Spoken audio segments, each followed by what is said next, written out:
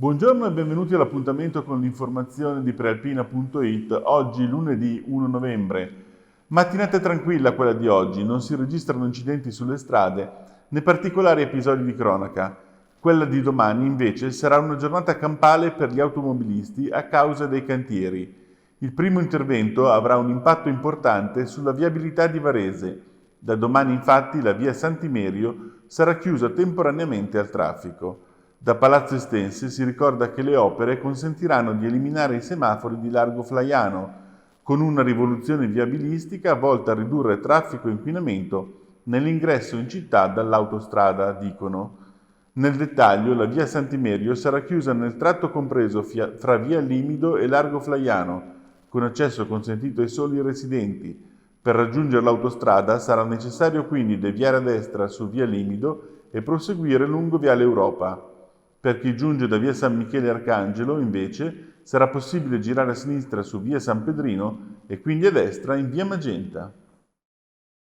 Il secondo problema riguarderà invece la 8, disagi in vista per chi percorrerà l'autostrada fra Milano e Varese nelle prossime notti.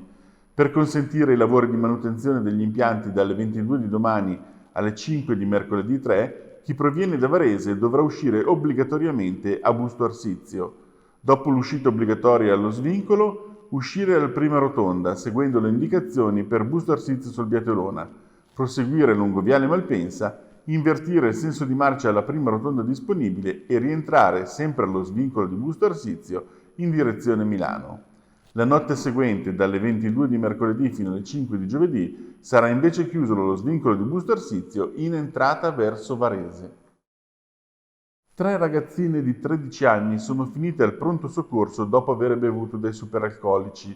È accaduto sabato sera a Gallarate, quando le adolescenti, spaventate e ubriache, hanno chiamato il 112 intorno alle 22 dopo aver provato a bere gli alcolici di nascosto dai genitori. Bottiglie rubate a casa e svuotate in strada in via Fratelli Bandiera, dove sono accorsi poi gli operatori del 118 con un'ambulanza. Tranquillizzate il più possibile, le ragazzine sono state trasportate all'ospedale di Busto Arsizio, da dove poi è partita l'inevitabile chiamata ai loro genitori. E passiamo ora allo sport. Quinta sconfitta consecutiva per l'Open Job Metis, ora ultima in classifica a quota 2 a pari merito con Pesaro e Fortitudo Bologna nel campionato di basket di Serie A1.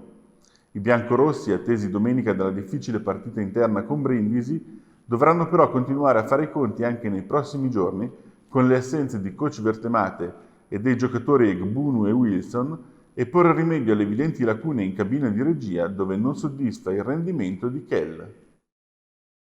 E concludiamo con il calcio, con la Propatria acciuffata sull'1-1 da un calcio di rigore a 2 minuti dalla fine a Gorgonzola.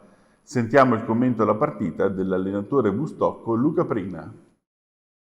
È una partita dove il nostro portiere non ha fatto una parata, però ci sono questi tipi di partite, ci sono questi tipi di reazioni da parte dell'avversario.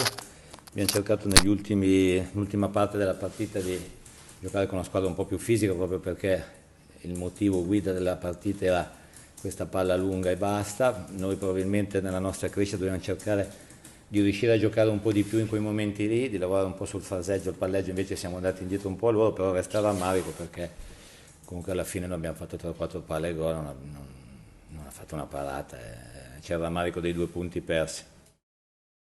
Bene, con questo è tutto, l'appuntamento con l'informazione di Prealpina torna questa sera alle 19. Buon pomeriggio!